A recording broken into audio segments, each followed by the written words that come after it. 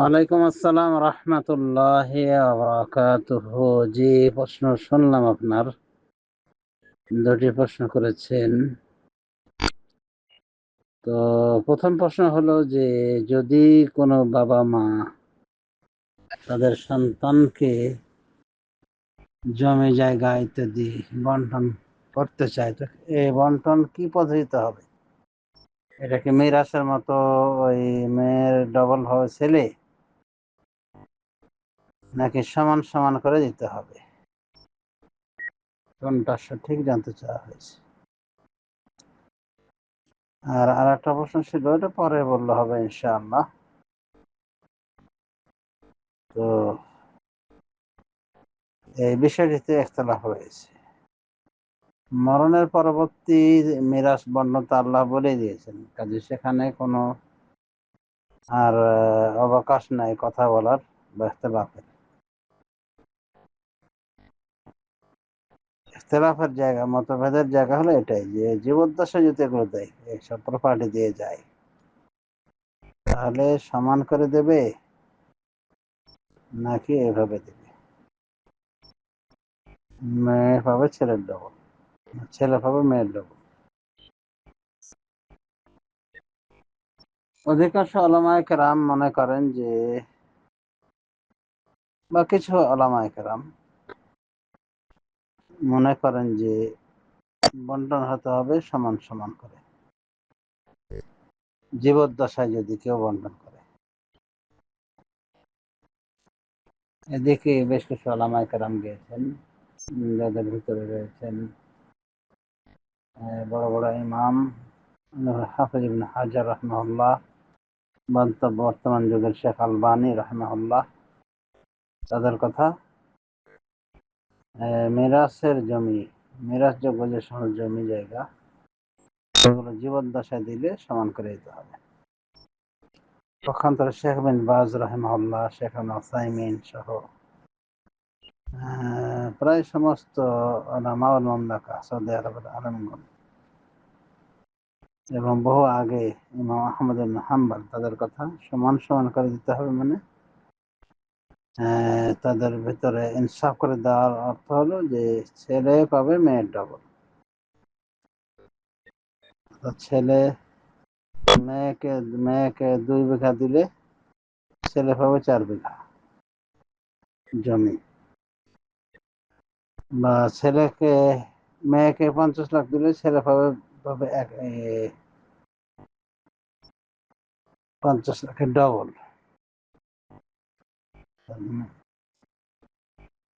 100 লাখ পাবে, কোটি হয়ে যাবে। কথায় উদাহরণস্বরূপ বললাম। তো এইভাবে মানে ওনারা বলেন যে এইভাবেই মানে ইনসাফ কায়েম করতে হবে সন্তানদের ভিতরে। ওনাদের যুক্তি হলো যে যদি দান না করে এভাবেই যদি মারা যায় তাদের অভিভাবক বা বাবা মা, এটাই তো বন্টন। কাজে যে বন্টনটা অগ্রিম করে ফেলতেছে সে বন্টনটা পরবর্তী বন্টনের মতোই করতে হবে, যেহেতু এটা মিরাসের সম্পদ। তো বিষয়টিতে ইখতিলাফ রয়েছে, তবে হাদিসের আলোকে, যেমন নু'মান বিন বাশীর রাদিয়াল্লাহু আনহুর হাদিস, যেখানে বলা হয়েছে, উনি বলেন আমার বাবা বাশীর তাকে একটা হাদিয়া করেছে, একটা গোলাম। তো নবী সাল্লাল্লাহু আলাইহি ওয়াসাল্লাম বলছেন তোমার সমস্ত সন্তানকে এভাবে দিয়েছো? তো বলছে না, দেয়নি।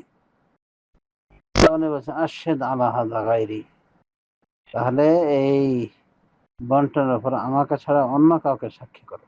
ফাইন্নী লা আশহাদু আলা জাওরি, কারণ আমি জুলুমের কোনো সাক্ষী দেই। তো যাই হোক, রাসূলুল্লাহ সাল্লাল্লাহু আলাইহি ওয়াসাল্লাম প্রত্যাখ্যান করেছেন। তো এই যে একজনকে দেওয়া হয়েছে, বাকি জনকে দেওয়া হয়নি, বাকি সন্তানদের, তাই তিনি প্রতিবাদ করেছেন, বলেছেন জুলুমের সাক্ষীতে নাই। আরো বলা আছে ই'দিলু বাইনা আওলাদিকুম, তোমরা তোমাদের সন্তানদের ভিতরে আদল ইনসাফ করো। তো নু'মান বাশীরের বাবা বাশীর তখন এই এই সন্তানকে দিয়েছিলেন, গোলাম হাদিয়া করেছিলেন, উনি ফেরত নিয়ে নেন। ই'দিলু বাইনা আওলাদিকুম, তোমরা তোমাদের সন্তানদের ভিতরে আদল ইনসাফ করো। আর কোনো কোনো বর্ণনা আছে তুমি কি তোমার সন্তানের প্রত্যেককে এইভাবে একটা করে গোলাম দিয়েছো? তো বলেন না, দেয়নি। তখন উনি বলেছিলেন যে তাহলে যাও, আমি এই জুলুমের সাক্ষীতে নাই। মানে বাশির রাদিয়াল্লাহু আনহুর দুটো স্ত্রী ছিল। তো ইনি এক পক্ষের, নু'মান। তো বাশিরের এই স্ত্রী মানে নু'মানের মার কথা অনুযায়ী উনি একটা হাদিয়া দেন তাকে। তো উনি এত সন্তুষ্টি হননি, বরং বলেছেন যে রাসূলুল্লাহ সাল্লাল্লাহু আলাইহি ওয়াসাল্লামকে সাক্ষী রাখেন এই বিষয়ে যে আপনি তাকে এটা হাদিয়া করেছেন। সাক্ষী রাখতে গিয়ে উনি এই বিপদে পড়েন, মাসলা শিখে আসেন। এই হাদিসটি বুখারী, মুসলিম সহ বিভিন্ন গ্রন্থে এসেছে। এরই আলোকে কিছু উলামায়ে কেরাম বলেন যে না, জীবদ্দশায় দিলে সমান করে দিতে হবে। জীবদ্দশায় দিলে সমান করে দিতে হবে। তো সেই হিসাবে যদি কেউ সমান করে দেয় সমস্যা নাই, আর যদি কেউ এভাবে দেয় আশা করি তত সমস্যা হবে না। কারণ ফিকহি মাসালায় যে কোনো একটা গ্রহণ করা যেতে পারে মত, যদি শক্তিশালী হয় দলীয় আলোকে। তো কেউ এটাকে শক্তিশালী বলছেন, কেউ ওটাকে শক্তিশালী বলছেন। তবে জীবদ্দশায় সমান করে দেয়া যেতে পারে, আশা করি গুনাহ হবে না। আর মৃত্যুর পর অবশ্যই কোরআনে যেভাবে বলা হয়েছে, হাদিসে যেভাবে বলা হয়েছে সেটাই করতে হবে, কোনো বিকল্প হবে না। বিকল্প তালাশকারী ঈমান হারা হতে পারে। স্বেচ্ছায় সজ্ঞানে এবং এটাকে হালাল মনে করে এভাবে নিজের ইচ্ছে বন্টন করে। যেমন ছেলেকে দিতে বলা হয়েছে মেয়ের ডবল, ওই যদি মেয়েকে ছেড়ে ডবল দেয় এবার সমান করে দেয়, তাহলে আর এটাকে হালাল মনে করে, তাহলে তার ঈমানেই প্রশ্ন উঠবে যে মুসলমান মুমিন আছে কিনা, তার ঈমানটাই প্রশ্নবিদ্ধ।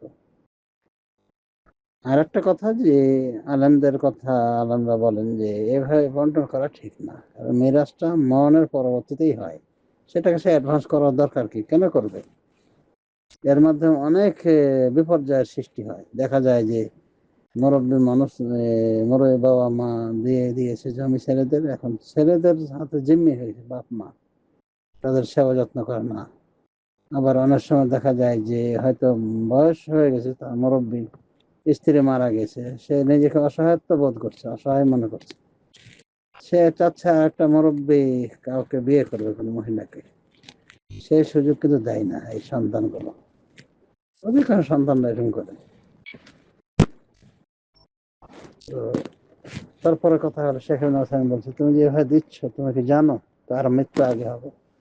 এমন হতে পারে যাদেরকে দিচ্ছে তারাই আগে মারা গিয়েছে, তারাই মারা যাচ্ছে, বা তাদের কেউ না কেউ মারা যাচ্ছে, তখন তো মিরাজ এভাবে হয় না। জীবিত থাকা অবস্থায় মৃত ব্যক্তির পরবর্তীতে জীবিত যারা হয় তারাই তো মিরাজ হবে। মরে গেলে তো তার সামনে যদি মারা যায় তাহলে তো আর মিরাজ পাচ্ছে না। অনেক সময় এরকম হয়ে যায়। উনি বলেন যে খবরদার এটা করবে না, জীবদ্দশায় বন্টন করবে না। যদি কেউ করে তাহলে বুঝতেই পারছেন কতটুকু করণীয়। আল্লাহ আলাম, সাল্লাল্লাহু আলা নবী মুহাম্মদ ওয়া আলা আলিহি ওয়া সাহবিহি আজমাইন।